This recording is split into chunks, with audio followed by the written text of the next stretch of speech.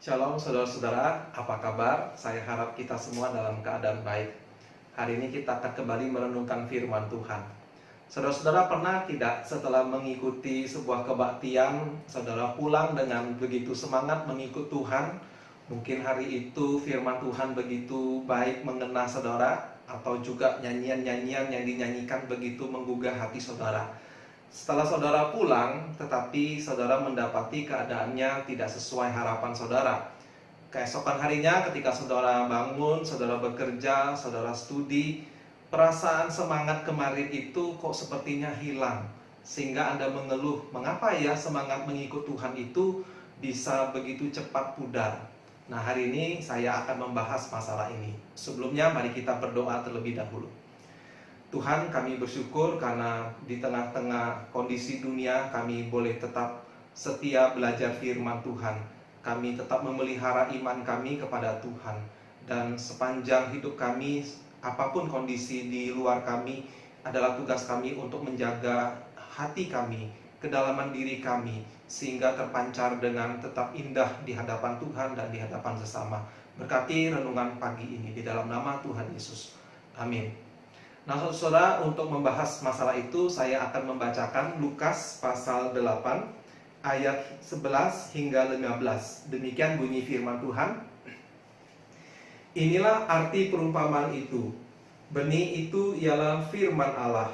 Yang jatuh di pinggir jalan itu ialah orang yang telah mendengarnya. Kemudian datanglah iblis lalu mengambil firman itu dari dalam hati mereka, supaya mereka jangan percaya dan diselamatkan. Yang jatuh di tanah yang berbatu-batu itu ialah orang yang setelah mendengar firman itu menerimanya dengan gembira, tetapi mereka tidak berakar. Mereka percaya sebentar saja, dan dalam masa pencobaan mereka murtad. Yang jatuh ke dalam semak duri ialah orang yang telah mendengar firman itu, dan dalam pertumbuhan selanjutnya mereka terhimpit oleh kekhawatiran dan kekayaan dan kenikmatan hidup, sehingga mereka tidak menghasilkan buah yang matang. Yang jatuh di tanah yang baik itu ialah orang yang setelah mendengar firman itu menyimpannya dalam hati yang baik dan mengeluarkan buah dalam ketekunan. Saudara-saudara, ketika saudara-saudara merasa setelah ikut kebaktian tertentu, saudara merasa semangat mengikut Tuhan, saya ingin memberitahu bahwa hal pertama yang perlu saudara-saudara periksa adalah pastikan bahwa semangat Anda, antusias Anda itu dikarenakan oleh kebenaran, bukan karena emosional, misalnya karena musiknya yang begitu bagus, lightingnya yang begitu keren, atau acara-acara yang ada di dalam ibadah itu yang membuat Anda menjadi semangat. Pastikan bahwa Anda mendapatkan kebenaran firman Tuhan yang Anda ingat prinsip-prinsipnya. Mungkin kalau perlu saudara-saudara tuliskan, dan itu menjadi catatan saudara untuk hari itu, sepanjang minggu itu juga. Yang kedua, saudara-saudara, kalau Anda merasa hari Senin atau hari Selasa atau hari Rabu semangat itu terasa pudar, jangan kaget saudara-saudara, dan jangan putus asa. Karena memang Tuhan merancang kebaktian minggu itu begitu spesial, tidak sama dengan hari-hari yang lain. Kalau saya ibaratkan, kalau Anda pergi bersama orang yang Anda kasihi untuk pergi makan di tempat yang spesial, tentu Anda akan punya kesan yang spesial juga hari itu. Nah, sepulang dari tempat itu, kalau saudara-saudara makan keesokan harinya di rumah saudara dengan makanan yang lebih sederhana, maka tentu sukacita pada pagi itu tidak sama dengan hari spesial kemarin. Demikian juga kita tidak realistis kalau mengharap setiap hari sama semangatnya, sama antusiasnya seperti hari Minggu. Tetapi firman Tuhan memang betul-betul memperingatkan kita akan bahaya turun naiknya kerohanian kita. Oleh sebab itulah mengapa saya memilih membacakan ayat tadi buat saudara-saudara. Nah, saudara-saudara, dari 4 tanah yang diumpamakan oleh Tuhan Yesus, 4 tanah itu mencerminkan 4 kelompok orang. Yang pertama adalah mereka yang mendengar firman, lalu datanglah iblis, lalu mengambil firman itu dari dalam hati mereka, supaya mereka jangan percaya dan diselamatkan. Kalau saudara-saudara bandingkan yang jatuh di pinggir jalan itu, apa yang terjadi nampak begitu mudah, yaitu begitu mudah bagi iblis untuk mengambilnya.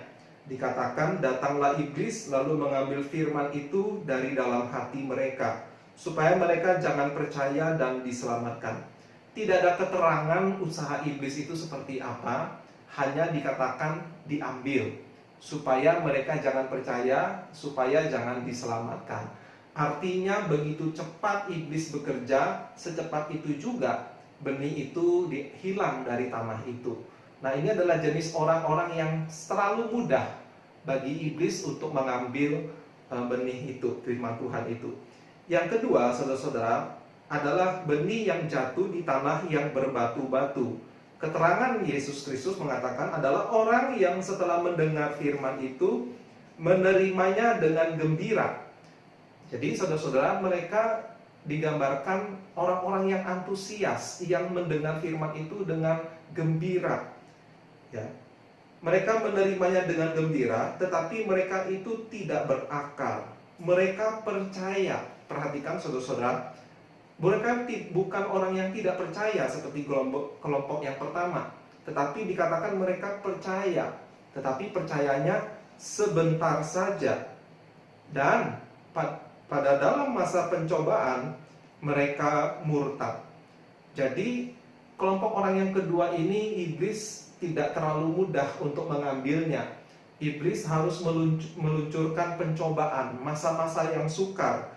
Dan ketika hal itu terjadi, maka mereka murtad. Yang ketiga adalah kelompok yang benih yang jatuh dalam semak duri. Ialah orang yang telah mendengar firman itu dan dalam pertumbuhan selanjutnya. Jadi saudara, mereka sebetulnya lebih maju dari kelompok yang kedua. Mereka mengalami pertumbuhan. Ada akar, ada daun, ada tunas-tunas. Bahkan mereka sebetulnya menghasilkan buah. Saya bacakan. Dalam pertumbuhan selanjutnya mereka terhimpit oleh kekhawatiran dan kekayaan dan kenikmatan hidup, sehingga mereka tidak menghasilkan buah yang matang. Kalau saudara-saudara perhatikan, mereka bukan tidak menghasilkan buah. Mereka menghasilkan buah, tetapi yang menjadi masalah, buah mereka tidak matang. Saya khawatir saudara, ada sebagian besar orang Kristen yang masuk ke dalam kelompok yang ketiga. Mereka gembira mendengar firman Tuhan, mereka pulang dari ibadah dengan semangat, tetapi mereka menghasilkan buah yang tidak matang. Mereka mungkin cukup bertahan di dalam pencobaan, tetapi secara pasif dan tidak menghasilkan buah yang manis, buah yang harum untuk dinikmati oleh orang lain.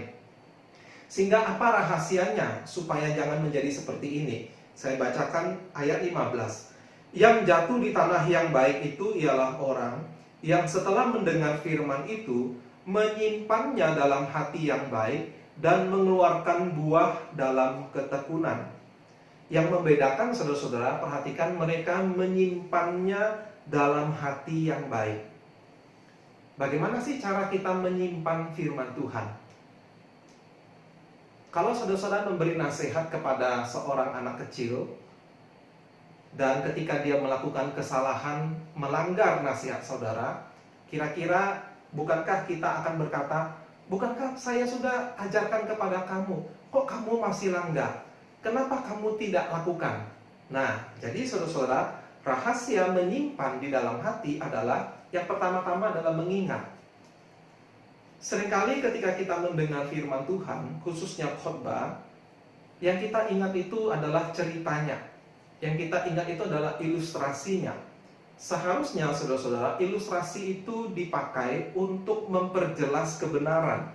Tetapi ironisnya, kita manusia lebih mudah mengingat cerita, apalagi cerita yang spektakuler, yang lucu, yang penuh kejutan.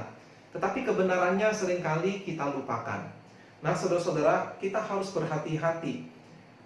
Adalah lebih penting bagi kita untuk mengingat firman Tuhan, menyimpannya dalam hati. Adalah lebih bagus kita mencatat, membuat catatan kecil, dan kemudian menghafalkannya. Inilah cara yang paling baik dan paling praktis. Cara yang kedua, saudara-saudara, kalau saudara-saudara rajin membaca Alkitab, setiap hari membaca Alkitab, ada satu hal yang perlu saudara-saudara lakukan selain menghafalnya, yaitu saudara-saudara perlu menggedor, perlu menggali apa arti ayat-ayat ini. Mengapa dia berkata seperti ini? Apa maksudnya kata ini atau kata itu? Bandingkan dengan perkataan-perkataan di dekatnya, sehingga saudara-saudara mendapatkan kesimpulan yang matang apa maksud dari perkataan firman Tuhan itu. Dan itulah yang kemudian saudara-saudara hafalkan. Nah, saudara-saudara, kalau Anda menggali sendiri, artinya saudara menemukan sendiri bersama dengan Tuhan, maka saudara cenderung lebih ingat daripada ketika saudara hanya mendengar khotbah orang lain atau membaca penggalian orang lain. Karena bukan Anda yang menggali, Anda hanya menemukan, membacanya, kita cenderung lebih mudah untuk melupakannya. Berbeda kalau kita menggali sendiri, kita mencari tahu sendiri, sewaktu kita menemukannya, maka kita akan lebih ingat. Dan yang terakhir, saudara-saudara, dikatakan di sini, hati yang baik dan mengeluarkan buah dalam ketekunan. Buah yang matang hanya bisa dihasilkan lewat ketekunan. Kalau saudara-saudara pernah mencoba memelihara tanaman yang berbuah, saudara tentu akan memahami perkataan Yesus ini. Buah yang matang itu hanya bisa dihasilkan dalam ketekunan. Demikian pula saudara-saudara, iman yang teguh, yang panjang umur, yang tidak mudah lenyap, tidak mudah padam, itu hanya bisa dihasilkan lewat ketekunan. Mungkin saudara-saudara lewat pandemi yang saat ini menghantam dunia, Tuhan ingin menghentikan gereja-gereja saat ini yang sudah begitu terhanyut dengan berbagai kemajuan teknologi, kemajuan musik, kemajuan panggung, sehingga banyak orang Kristen mencari gereja yang spektakuler seperti itu, bukan mencari gereja yang setia memberitakan firman Tuhan. Saya rasa Tuhan punya salah satu bagian dari rencana Tuhan adalah untuk menguji orang Kristen. Apakah tanpa ibadah yang spektakuler mereka tetap setia kepada Tuhan? Apakah mereka tetap tekun menggali firman Tuhan? Mereka dibatasi oleh tempat dan waktu, sehingga mereka hanya bisa beribadah di rumah, mungkin dengan alat-alat yang lebih sederhana. Tidak ada lighting yang megah, tidak ada AC yang dingin, kecuali di rumah ada AC. Tetapi saudara-saudara, poin saya adalah mungkin ini adalah momen Tuhan menguji iman kita. Apakah tanpa berkumpul bersama di gedung yang megah, kita punya iman yang teguh, kita punya iman yang berbuah. Kiranya firman Tuhan ini menolong saudara. Selamat hari Senin, Tuhan memberkati.